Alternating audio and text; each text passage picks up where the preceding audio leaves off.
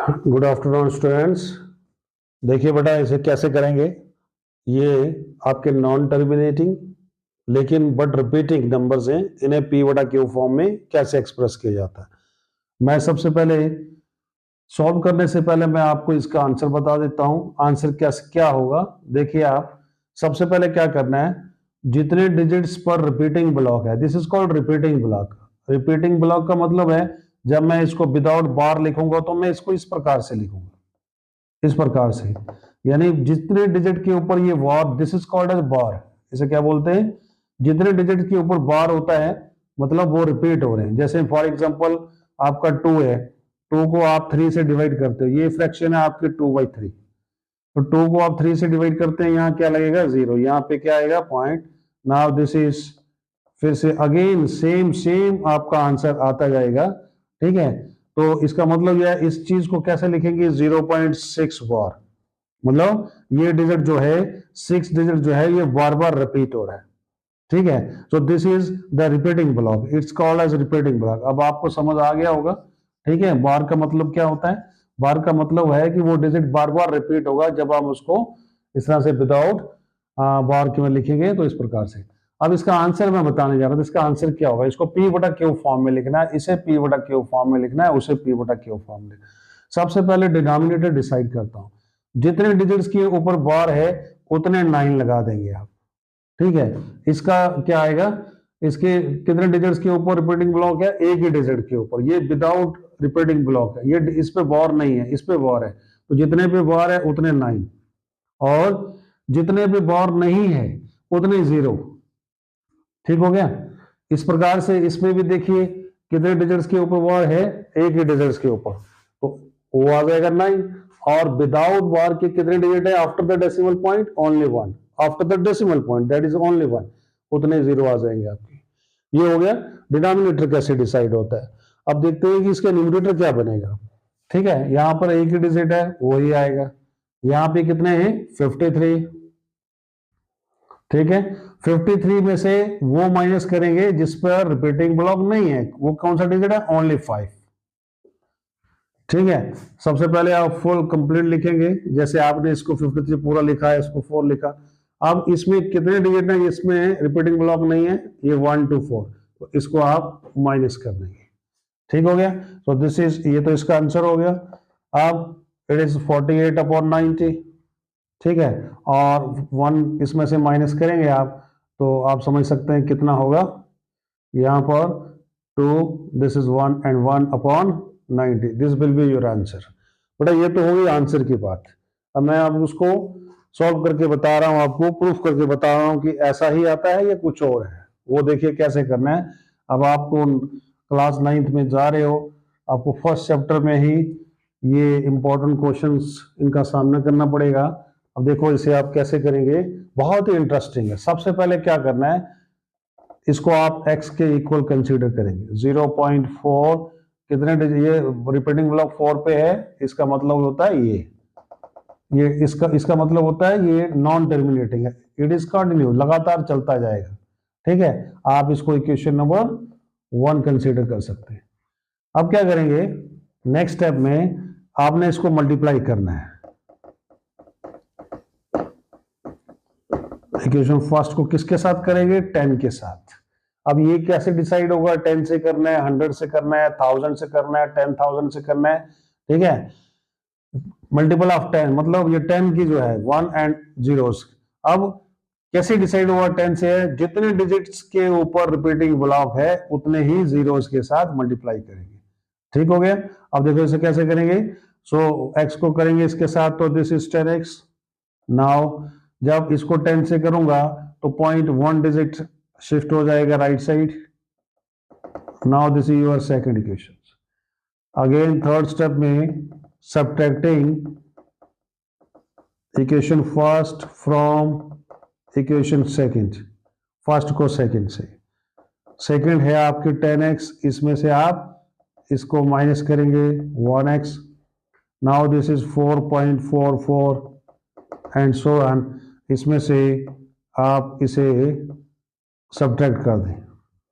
ठीक है, this is equal to 9x, इसके आगे सेम है, ये 0 हो जाएगा, 4 से 0 माइनस करेंगे दैट इज 4, और x इक्वल टू, सो ये आपका, इसको आपने एक्सप्रेस कर दिया 4/9। इस तरीके से बेटा आपने इसको करना है। Now you move to the question number second. देखिए सबसे पहला स्टेप क्या है, इसे आप कंसीडर करेंगे x के इक्वल, कितने डिजिट के ऊपर वार है, ओनली 3 के ऊपर, इसलिए 3 ही नॉन रिपीटिंग डिजिट है। आप इसको इक्वेशन नंबर 1 मान सकते हैं। मल्टीप्लाई करेंगे again, multiplying equation first y, कितने डिजिट के ऊपर वार है, ओनली 1 डिजिट पर, इसलिए 10 से मल्टीप्लाई। अगर 2 डिजिट पे वार हो तो 100 से, 3 डिजिट्स के ऊपर वार हो तो 1000 से, सिंपल। इससे करेंगे, दिस इज 10x, इसको 10 से करना है, पॉइंट एक डिजिट राइट साइड मूव हो जाएगा। Now this is equation number second. फिर उसके बाद subtracting equation first from equation second. Now this is 10x, ये आ जाएगा 1x equal to,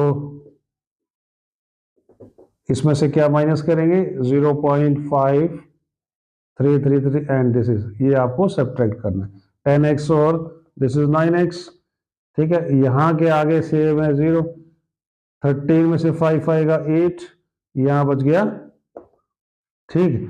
so next step में हो जाएगा 48, इसका पॉइंट हटाएंगे नीचे 10 आ जाएगा, और 9 भी इधर आएगा, this will be 90।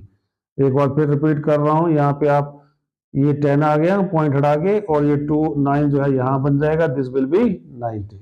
Again you come to this third part. First step में क्या करना है, x के इक्वल कंसीडर करना है, ठीक है।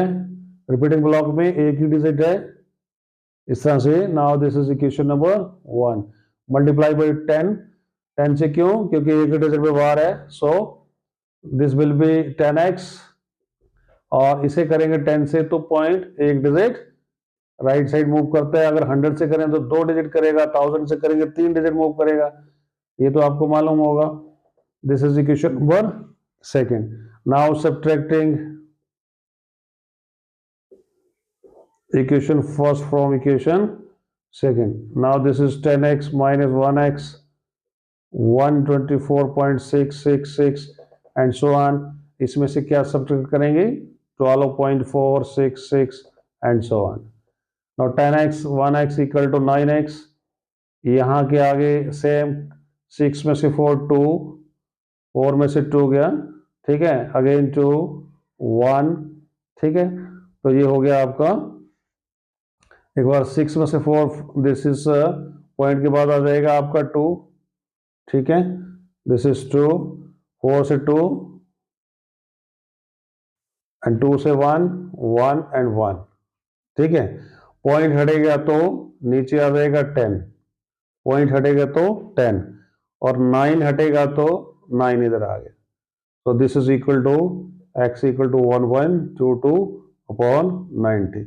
इन this way you can solve this question, ठीक है। अगर मान लीजिए 2 डिजिट्स के ऊपर वार हो, अब मैं आपको सिर्फ आंसर बताऊंगा, बाकी आप इसी प्रकार से उसको सॉल्व कर सकते हैं।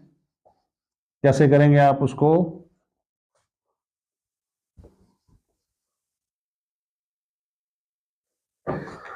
सपोज ये है आपका 24.35, ठीक है, चलिए 3 2 कर लो, मान लीजिए ये हो गया। इसे आपने कैसे करना है, सबसे पहले कंप्लीट, ठीक है। इसमें से माइनस वो करेंगे जिस डिजिट्स पर रिपीटिंग ब्लॉक नहीं है, कितने डिजिट पर नहीं है, 24 पे है, वो आप माइनस कर देंगे। और नीचे जितने डिजिट पे वार है उतने 9, और जो विदाउट वार हैं वो आपके 0 हो जाएगा। So that will be your answer. यहाँ पर इस तरह से माइनस करना है, और रिपीटिंग ब्लॉक में 0 नहीं है, ये नहीं आएगा, दैट विल बी योर 9 यही रहेगा, क्योंकि आपके जितने, क्योंकि पॉइंट के बाद इधर आपका कोई भी डिजिट नहीं है, इधर पॉइंट के बाद जितने भी डिजिट होते हैं उतने जीरोस लगते हैं, ठीक है सर। सो इसको माइनस करेंगे, सो दिस विल बी 2408/99। अब आप इसको सॉल्व करके चेक कर सकते हैं, सॉल्व करेंगे तो that will be your answer.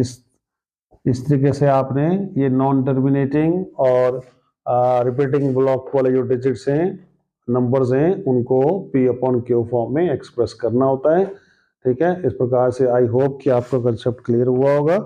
ठीक है, now I request you to please share this video to your colleagues and others.